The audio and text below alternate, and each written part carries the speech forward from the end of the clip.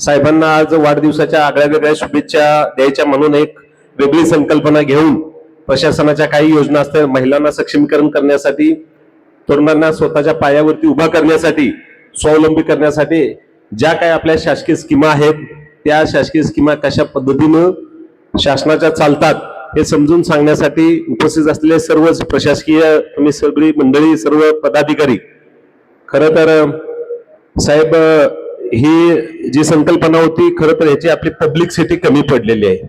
म्हणजे बाहेर आपण बिराशेट आपण तरुणांच्याकडे सांगण्यात आपण कमी पडलेलो आहे, वस्तुस्थिती आहे. मला पण साहेब असं चांगल्या पद्धतीचं ही स्कीम आहे माहीत असते तर आम्ही सगळ्यांनीच विनायक शेठ आपण सगळ्यांनी संवाद साधला असता. आता त्यामुळे हे व्यवस्थित कल्पना नव्हती, त्यामुळे थोडस तरुणांपर्यंत आपण पोहोचू शकलो नाही. परंतु साहेब तुमचे विचार, तुमचं कार्य नेहमीच या तालुक्यातील तरुणांसाठी प्रेरणादायी आहे आणि आम्हा सर्वांसाठीही प्रेरणादायी आहे.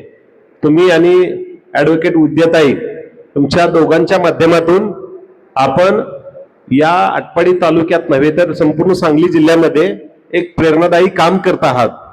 काम अतिशय चांगल्या पद्धतीचं आहे.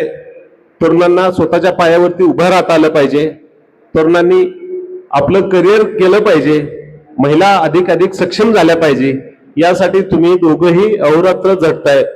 आता देवघाटवरती सिद्धिविनायक हॉस्पिटलच्या माध्यमातून आज मला तो दिवसभर मोफत कॅम्प ठेवलेला आहे साहेब. अशा अनेक वेगवेगळ्या संकल्पना घेऊन आपण या तालुक्यामध्ये दोघंही लोकांना सोबत घेऊन पुढे जात आहे. तुमच्या दोघांच्याही संकल्पना खूप चांगल्या आहेत. तुमच्या दोघांच्याकडे एक विजन आहे, म्हणजे या तालुक्यातला तरुण, या तालुक्यातल्या महिला स्वतःच्या पायावरती उभा राहिल्या पाहिजेत, सक्षम झाल्या पाहिजेत, ही भूमिका तुम्ही घेऊन आज चांगल्या पद्धतीचं काम समाजामध्ये घेऊन जात आहे. त्यामुळं तुमच्या पाठीमागं आमच्यासारखे नव्हे तर तालुक्यातील, सांगली जिल्ह्यातील जे तरुण आहेत, ज्या तरुणी आहेत, या सगळ्यांचं पाठबळ भविष्यात चांगल्या पद्धतीचं उभा राहील. आणि साहेब तुमच्या दोघांच्या माध्यमातून या तालुक्यामधील गोरगरिबांची, महिलांची चांगल्या पद्धतीची सेवा घडो, एवढीच या निमित्तानं परमेश्वराकडे प्रार्थना करतो.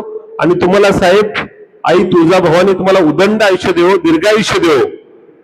तुम्हाला वाढदिवसाच्या खूप खूप शुभेच्छा देतो आणि थांबतो सर.